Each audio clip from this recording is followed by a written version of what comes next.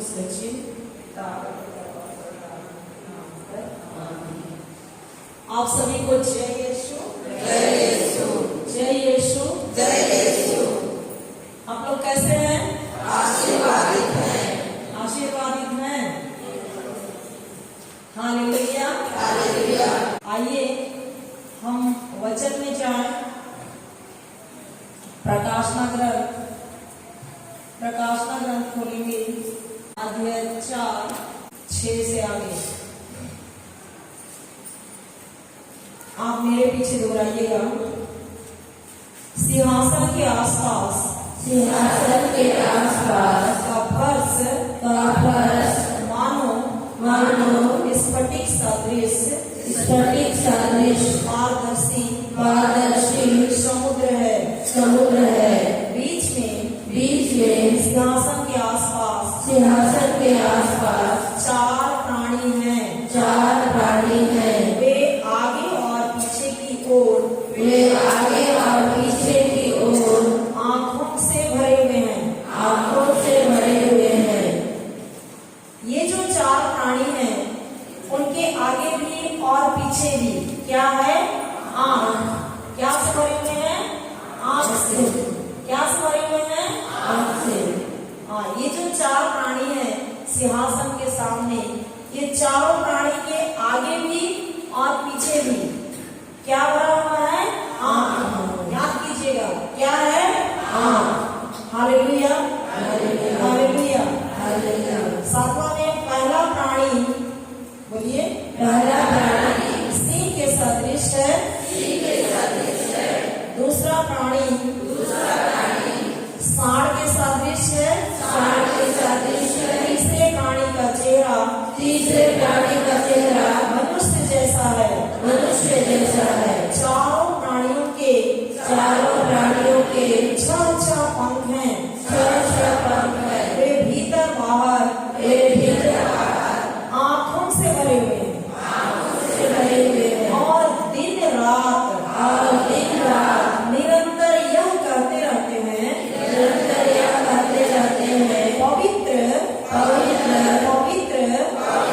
पवित्र सर्वशक्तिमान प्रभु ईश्वर जो था, जो है और जो आने वाला है। पवित्र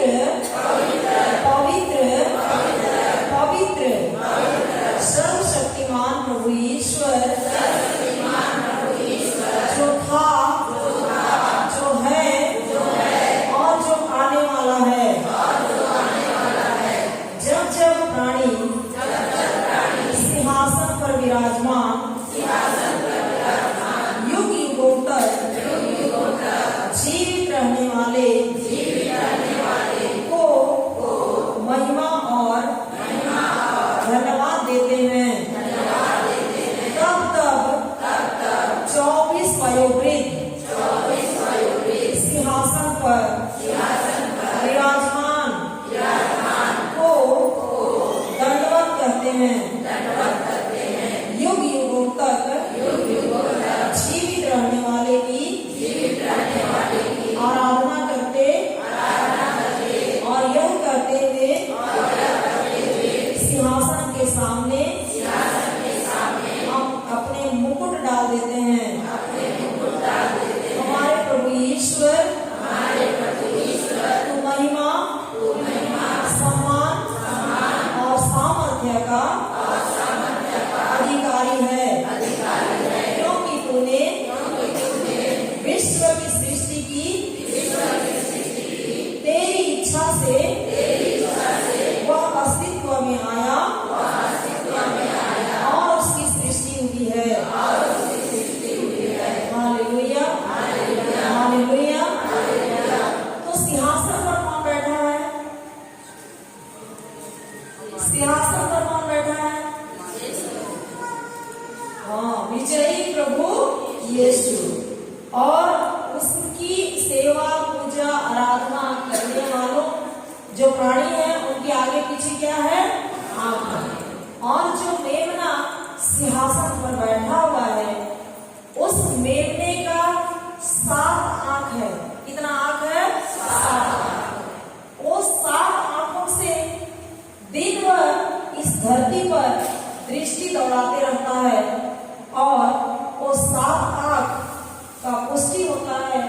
ईसायास का ग्रंथ अध्याय 11 पद संख्या 2, अध्याय 11 पद संख्या 2।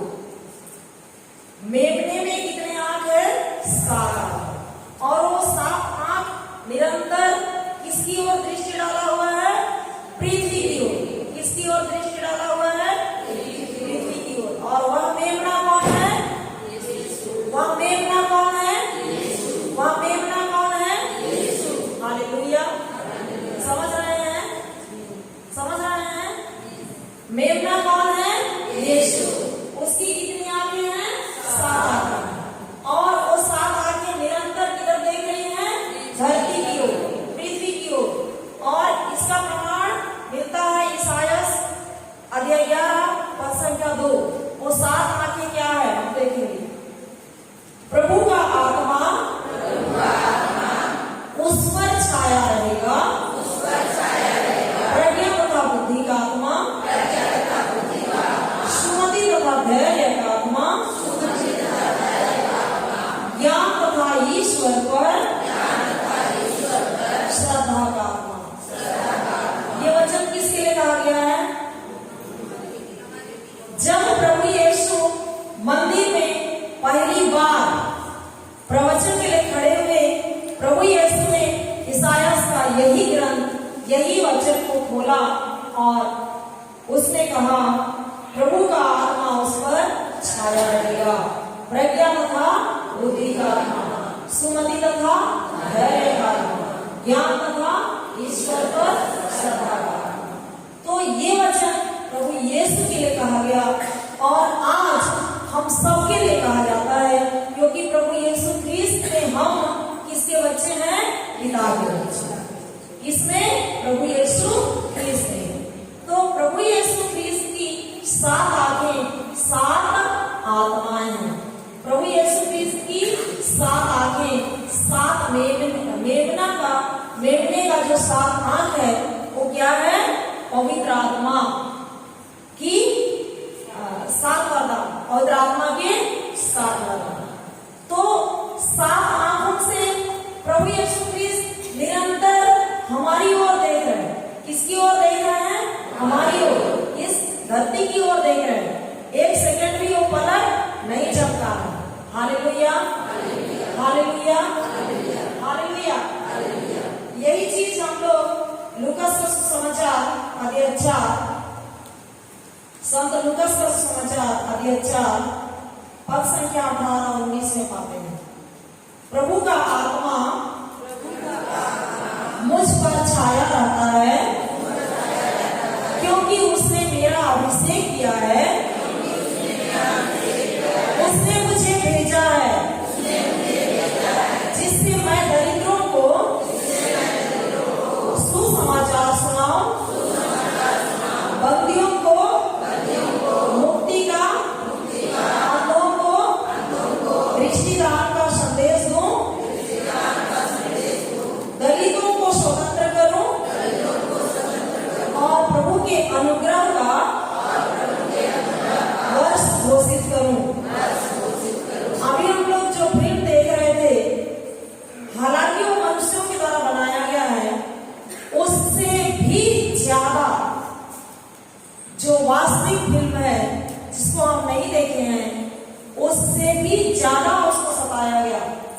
और हम देखते हैं प्रभु के मुख से जो शिष्य लोग, जब यहूदी लोग आए यीशु को पकड़े, तो उसके जो शिष्य थे, यीशु के शिष्य, एक तलवार उठाया और एक जन का कान को क्या कर दिया? काट दिया। प्रभु यीशु ख्रीस्त जंजीरों से बंधे हुए हैं, उस समय भी उसका कान को उठाते हैं और उसके कान के पास लगा के ठीक कर देते हैं। तो ये जो वचन है प्रभु यीशु के बारे में कहा गया है कि प्रभु का आत्मा मुझ पर छाया रहता है, प्रज्ञा तथा बुद्धि का आत्मा। ये जो आत्मा है ये प्रभु पर हर समय छाया रहता है और उसने उसका अभिषेक किया है, जिससे वो क्या करे? दरिद्रों को सुसमाचार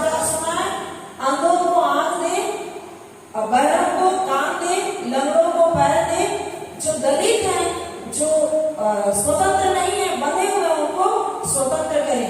यही काम करने के लिए पिता की ओर से प्रभु भेजा गया था।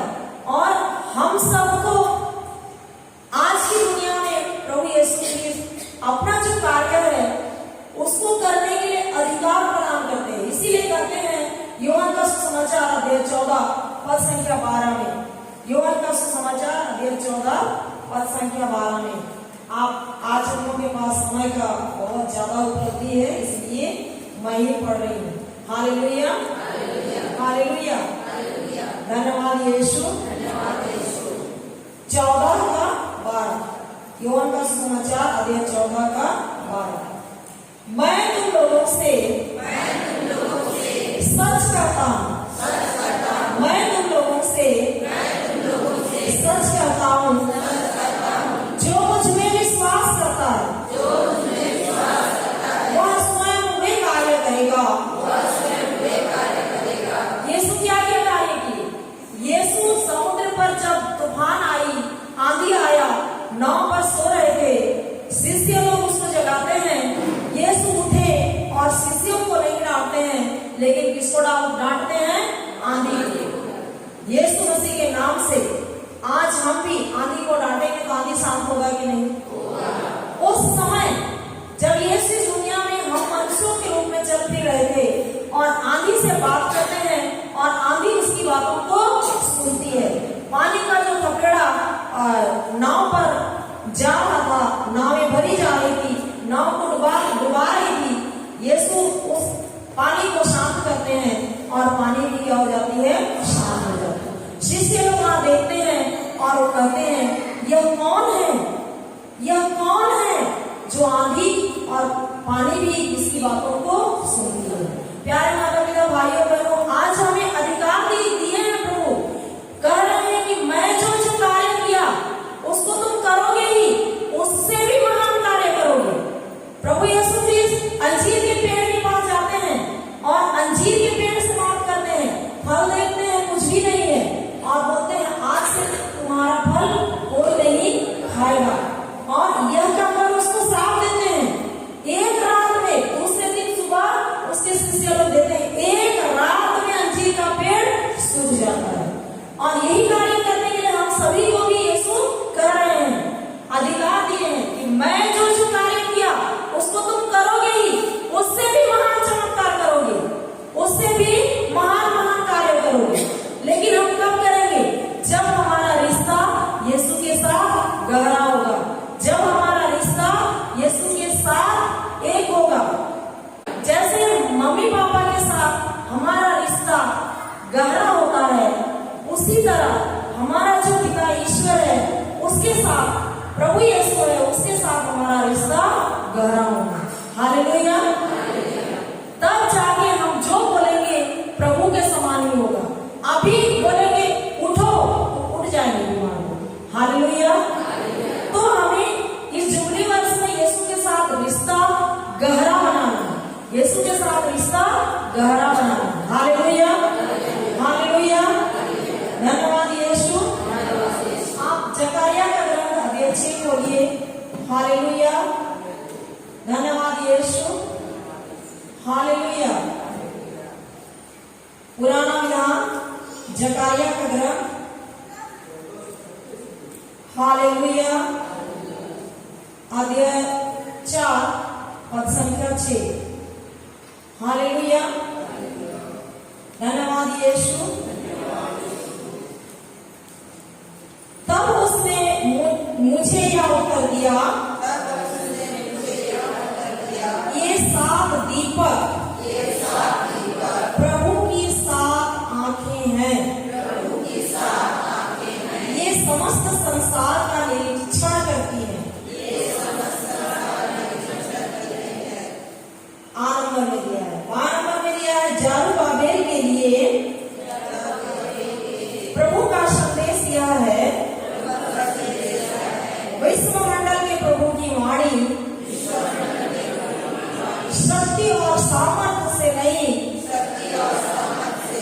वरन मेरे आत्मा के द्वारा ही सब कुछ होता है। शक्ति और बल से नहीं, लेकिन गहराई से। तो ये जो पवित्र आत्मा, 7 आंखें, ये पवित्र आत्मा को बताता है। क्या बताता है? पवित्र आत्मा। तो मेमने में कितनी आंखें हैं? 7 आंखें। और वो 7 आंखें हम सभी को क्या कर रही है? देख रही है। इसलिए यदि हम पहाड़ पर जाएंगे तो क्या वहां उसकी आंख देखेगी? यदि हम समुद्र के अंदर जाएंगे तो उसकी आंख देखेगी? इस दुनिया में है, उसकी आंख देख रही है। गाड़ी के अंदर बंद है, उसकी आंख देख रही है। बाथरूम के अंदर बंद है, उसकी आंख देख रही है। तो हम कुछ भी करें या कहें, प्रभु की आंखें देख रही हैं, उसकी कान सुन रही है। तो हमें उसको याद करते हुए इस दुनिया में जीना है। Hallelujah, hallelujah. समझ में आ रहा है? हालेलुया, धन्यवाद यीशु, हालेलुया। तो ये जो 7 सींग, 7 आंखें, 7 दीपक किसको देख रही है? क्या देख रही है? क्या देख रही है? हाँ, किसको देख रही है? हमें देख रही है। हाँ, अब क्या कर रही है वो? हम लोग क्या कर रहे हैं? उसको क्या कर रही है? Hallelujah, hallelujah. कितना समझ में आ गया? हालेलुया, धन्यवाद यीशु। तो ये जो 7 गिनती है, 7 गिनती है, ईश्वर ने इस धरती को जब रचा, कितने दिनों में पूरा किया? 6 दिन में, और 7वें दिन में आराम किया। तो एक सप्ताह कितने दिन का है? 7 दिन का। तो ये जो 7 अंक है, 7 संख्या है, पूर्ण संख्या है। कैसी संख्या है? पूर्ण संख्या है। तो ये जो 7 आत्माएं हैं, 7 दिन है, ये पूर्ण संख्या है। बाइबल में और भी आपको 7 मिले। Hallelujah, hallelujah. तो ये 7 जो अंक है वो पूर्ण संख्या है। आप याद जानिएगा। हालेलुया, हालेलुया, धन्यवाद यीशु, हालेलुया। यूहन्ना का सुसमाचार खोलिए, यूहन्ना का सुसमाचार अध्याय 1 पद संख्या 29। यहाँ पर मेमने के बारे में कहा गया है। दूसरे दिन यूहन्ना ने ईसा को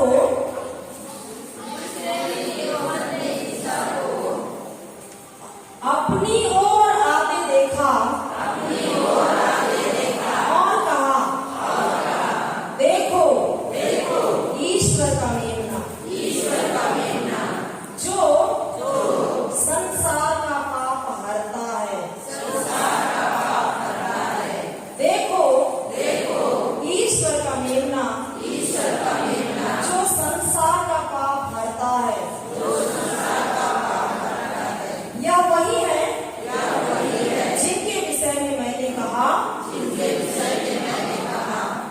मेरे बाद एक पुरुष आने वाले हैं, वह मुझसे बढ़कर है, क्योंकि वह मुझसे पहले विद्यमान थे। मैं भी उन्हें नहीं जानता था, परंतु मैं इसलिए जल से बपतिस्मा देने आया हूँ कि वह इस्राएल पर प्रकट हो जाएं। फिर यूहन्ना ने यह साक्ष्य दिया,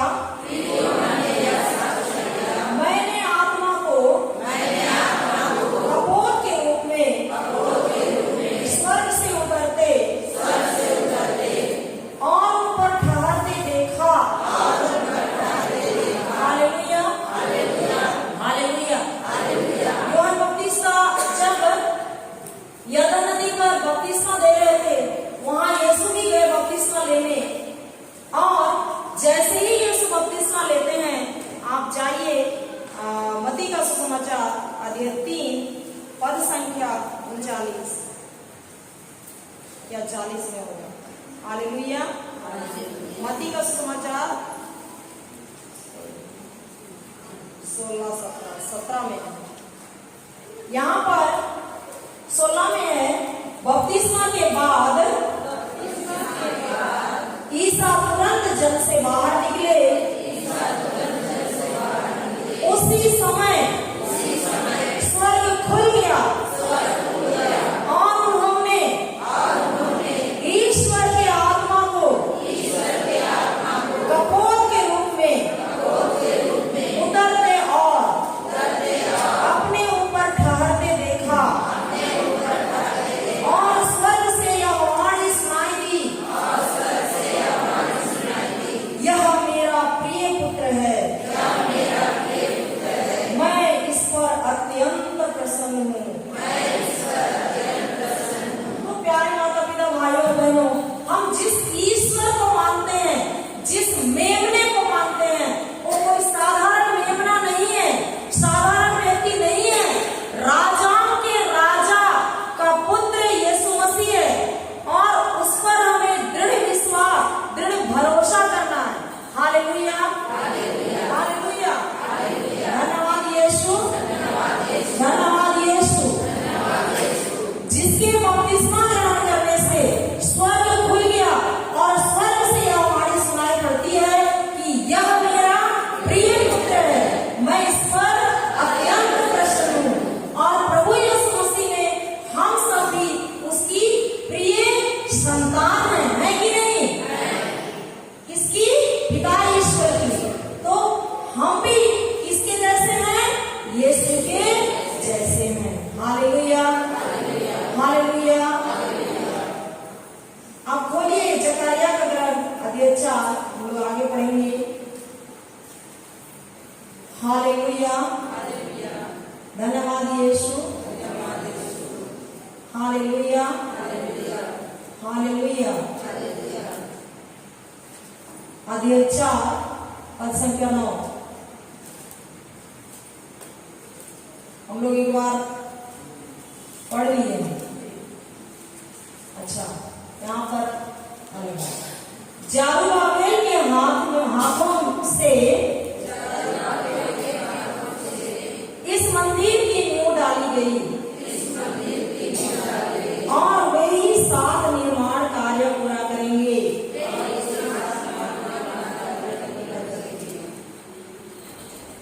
आज के छोटे कार्यों को लेकर के किसको दे देते हैं? राजा सुलेमान को। जैसे ही राजा दाऊद उसके लिए देते हैं, वैसा ही राजा सुलेमान मंदिर बनाने के लिए चालू करते हैं। जो यरूशलेम मंदिर, जिसको बनाने में कितना साल लगा है? 46 साल। जिसको बनाने में कितना साल लगा है? 46 साल। हालेलुया, हालेलुया, धन्यवाद यीशु। खोलिए दूसरा सामुएल का दूसरा ग्रंथ, तब हम लोग समझेंगे, वचन से देखेंगे तो। Hallelujah, hallelujah. सामुएल का दूसरा ग्रंथ अध्याय 7 पद संख्या 2। तो राजा ने, बोलिए, नबी नातान से कहा, देखिए मैं तो देवदार के महल में रहता हूँ, किंतु ईश्वर की मंजूषा तंबू में रखी रहती है। नातान ने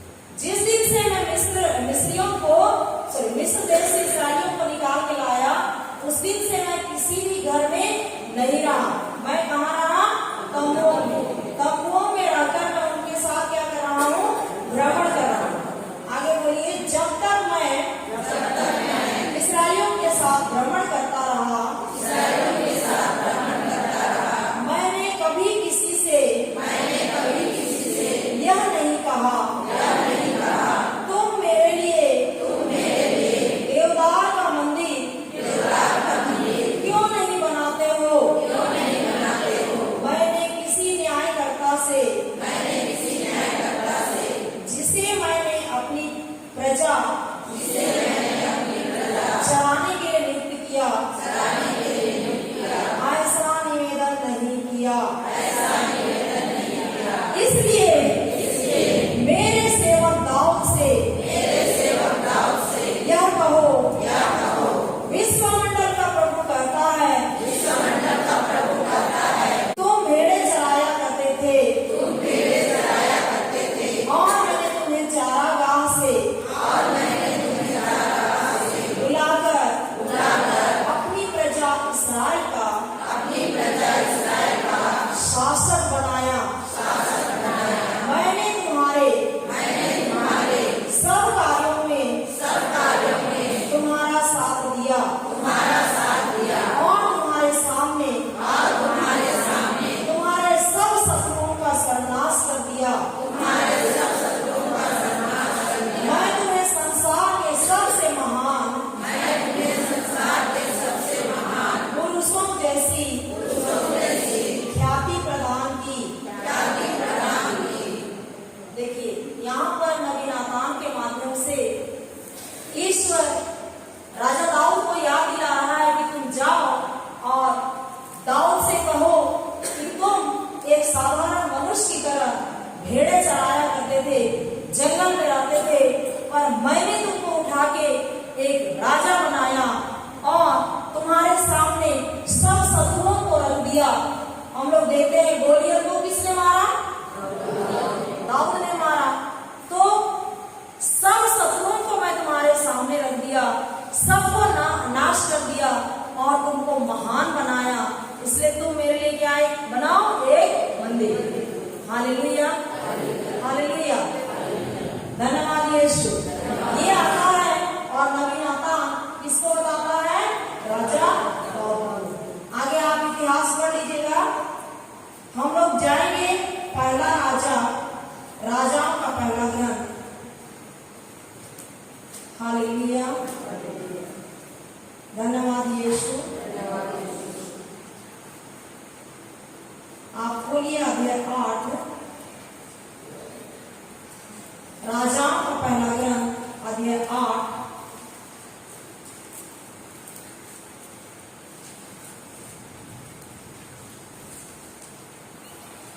पद संख्या 29। इसमें कहा गया है, तेरी कृपा दृष्टि,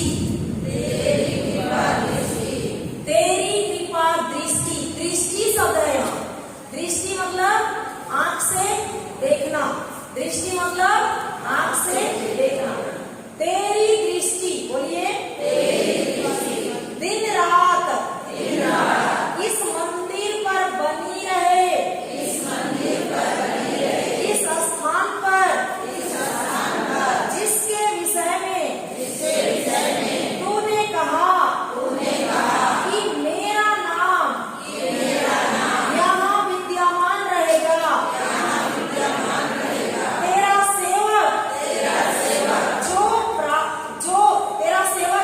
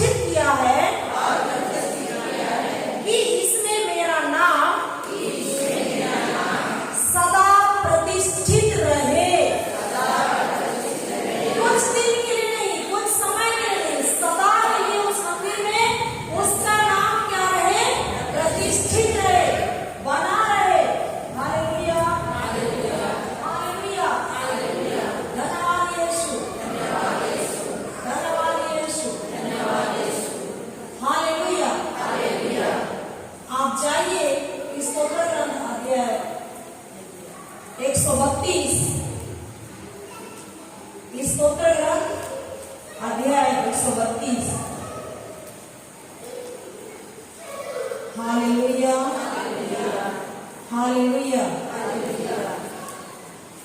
धन्यवाद यीशु। 13 और 14 को क्योंकि प्रभु ने सिय्योन को चुना और अपने निवास के लिए चाहा। यह मेरा चिरस्थायी निवास है, मैं यहीं रहूंगा, क्योंकि मैंने सिय्योन को चुना है। हालेलुया, मैं यहाँ के निवासियों को भरपूर भोजन प्रदान करूंगा। मैं इसके दरिद्रों को रोटी देकर तृप्त करूंगा। प्रभु किसको चुनता है? सिय्योन को। प्रभु किसको चुनता है? और क्या करता है? यह मेरा चिरस्थायी निवास होगा। कुछ क्षण के लिए नहीं, कुछ समय के लिए नहीं, कुछ वर्षों के लिए नहीं, लेकिन चिरस्थायी निवास होगा। वहां प्रभु निवास करेंगे और वहां जो भी प्रार्थना की जाएगी उसको सुनेंगे और उनकी आवश्यकताओं को पूरा करते रहेंगे। हालेलुया, धन्यवाद यीशु, हालेलुया। आप जाइए योहान का सुसमाचार, योहान का सुसमाचार। हालेलुया, हालेलुया, धन्यवाद यीशु, हालेलुया। अध्याय 2 पद संख्या 19 से 21।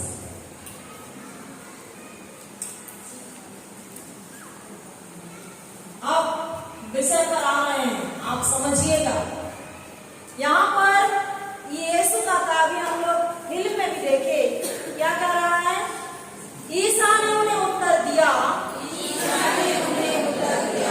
इस मंदिर को ढा दो और मैं इसे 3 दिनों के अंदर फिर खड़ा कर दूंगा।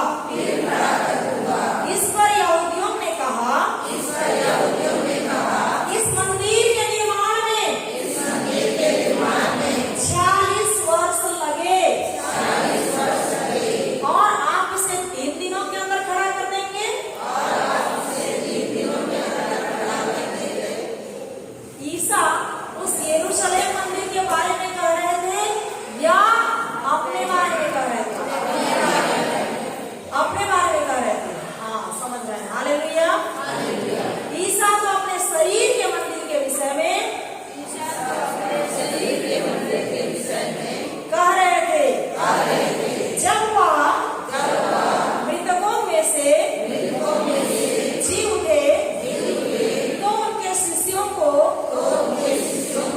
याद आया कि उन्होंने कहा था, इसलिए उन्होंने धर्म ग्रंथ में और ईसा के इस कथन पर विश्वास किया। ईसा किस मंदिर के बारे में कह रहे थे? यरूशलेम में जो राजा सुलेमान बनवाया 46 सालों में, जो सोने चांदी से देवदार का जो महल बनवाया, मंदिर बनवाया, उस मंदिर के बारे में यीशु नहीं कह रहे थे। तो याद कीजिए, यीशु की आंख उस मंदिर के बारे, उस मंदिर में टिकी हुई है, उस मंदिर को देख रहा है और उस मंदिर में जो प्रार्थना हो रही है उसको हर समय सुन रहा है। हर समय उसकी दृष्टि उनकी प्रार्थनाओं पर टिकी हुई है। तो वह मंदिर कौन है? यीशु। वह मंदिर कौन है? यीशु। और यीशु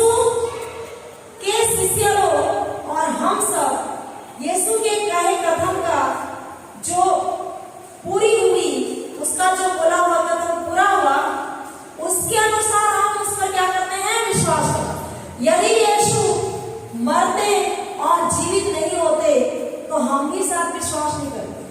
हमारा प्रभु मरा, हमारे पापों श्रापों को लिया और 3 दिन के बाद क्या हुआ? पुनर्जीवित हुआ। 3 दिन के बाद क्या हुआ? पुनर्जीवित हुआ। तो हमारा ईश्वर जिंदा ईश्वर है कि नहीं? है कि नहीं? तो यीशु किस मंदिर के बारे में कह रहे थे? अपने पवित्र शरीर के बारे में कह रहे थे। Hallelujah, hallelujah. अब देखिए आगे हम लोग देखेंगे अब किसके बारे में कह रहे हैं। पहला कोरिन्थ अध्याय 3 का 16। क्या आप या नहीं जानते कि आप ईश्वर के मंदिर हैं? बोलिए मैं ईश्वर का, मैं ईश्वर का, मैं ईश्वर का। आप अपने छाती पर हाथ रखिए, बोलिए धन्यवाद प्रभु यीशु, मैं ईश्वर का मंदिर हूँ। और इस मंदिर के अंदर पवित्र आत्मा का निवास है। पवित्र आत्मा का निवास है। हालेलुया, तो ईश्वर किस मंदिर के बारे में कह रहे हैं? हम कौन हैं? हम कौन हैं? तो ईश्वर की आंख किसकी ओर दृष्टि लगाए हुए है? इसकी ओर दृष्टि लगाए हुए है। हमारी ओर, मेरी ओर, हमारी ओर। दिन और रात उसकी आंख हमारे ऊपर टिकी हुई है। हालेलुया। हमारे अंदर किसका निवास है? किसका निवास है? और हम प्रार्थना करेंगे तो ईश्वर सुनेगा कि नहीं? क्योंकि वादा किया है इस मंदिर में जो भी प्रार्थना की जाएगी मैं उसको सुनते रहूंगा, उसका उत्तर देते रहूंगा। और वो मंदिर हम सब हैं। Hallelujah, hallelujah. तो ईश्वर 24 घंटा किसी और नजर दौड़ाए हुए है? मेरी ओर। हालेलुया। तो क्या हम बार बार बोलेंगे धन्यवाद प्रभु यीशु, मेरा बेटा आपका पवित्र मंदिर है, आपका पवित्र शरीर है। उस मंदिर में नशे का, बीड़ी सिगरेट का, बुरी संगति का कोई अधिकार नहीं है। क्यों? क्योंकि तूने ही कहा है उस मंदिर पर दिन और रात तेरा दृष्टि है, तू उसको देख रहा है, तो ऐसा हो ही नहीं सकता है। ये शैतान का झूठ है। मेरा बेटा मुक्त हो गया है, मेरा बेटा ईश्वर का मंदिर है और उस मंदिर के अंदर प्रभु यीशु का आत्मा निवास करता है।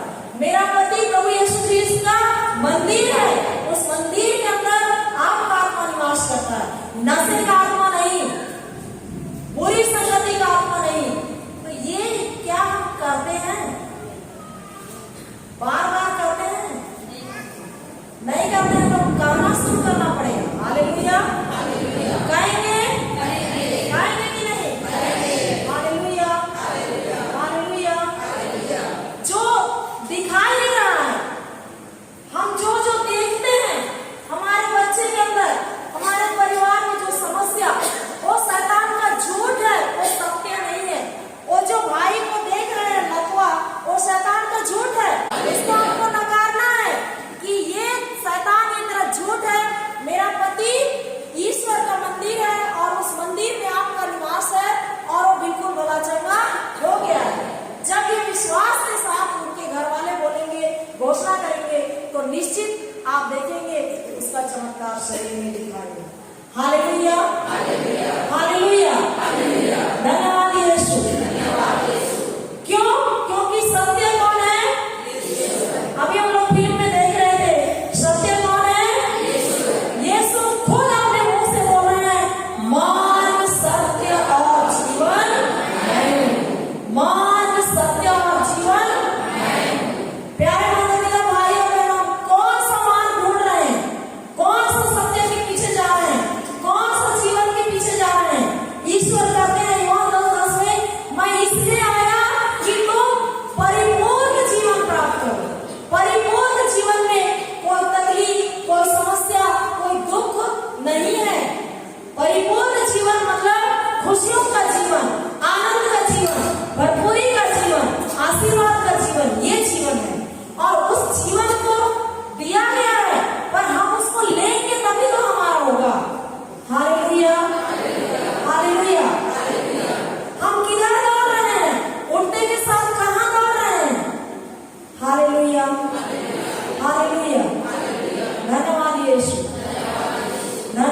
यीशु, हालेलुया, धन्यवाद यीशु, हालेलुया, हालेलुया।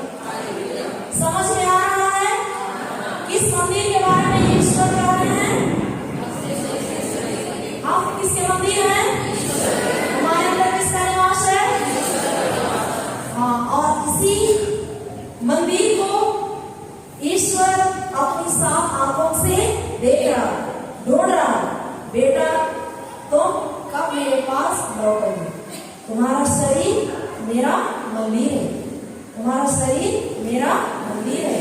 नशे का मंदिर नहीं है, व्यभिचार का मंदिर नहीं है, गुस्से का मंदिर नहीं है, ईर्ष्या का मंदिर नहीं है।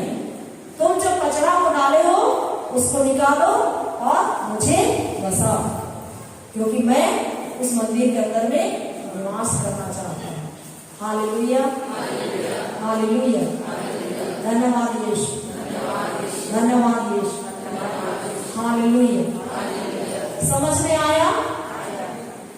और ये जो आत्मा है, हमारे अंदर जो आत्मा है, वो हमारे लिए अस्पष्ट आवाज से प्रार्थना करते रहता है। अस्पष्ट आवाज से कराहते हुए, सिसकते हुए हमारे लिए प्रार्थना करता है। हालेलुया, हालेलुया, धन्यवाद यीशु। हम लोग सभी को अपना दाहिना हाथ उठाएंगे और बोलेंगे, प्रभु यीशु, तूने मुझे अधिकार दिया है, जिस समय तू आंधी और पानी को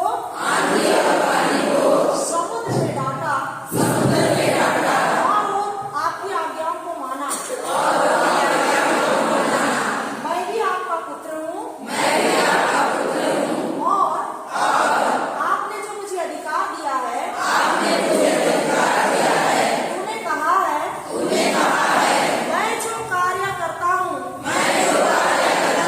उसको तुम करोगे ही, उससे भी महान महान कार्य करोगे। प्रभु यीशु, तो मैं अभी इस समय अधिकार लेता हूँ यीशु के नाम से। ये जो अनावश्यक बादल गर्जन है,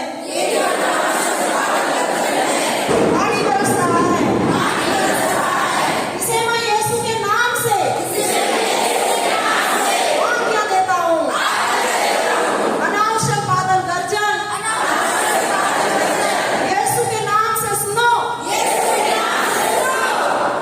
इस हॉल के छत से जिधर ज्यादा जरूरत है उधर ही चले जाओ। यीशु के नाम से हम लोग अभी पवित्र मिसा पूजा बलिदान में भाग लेने जा रहे हैं। हमें लाइट चाहिए, हमें हवा चाहिए। यीशु के नाम से जो भी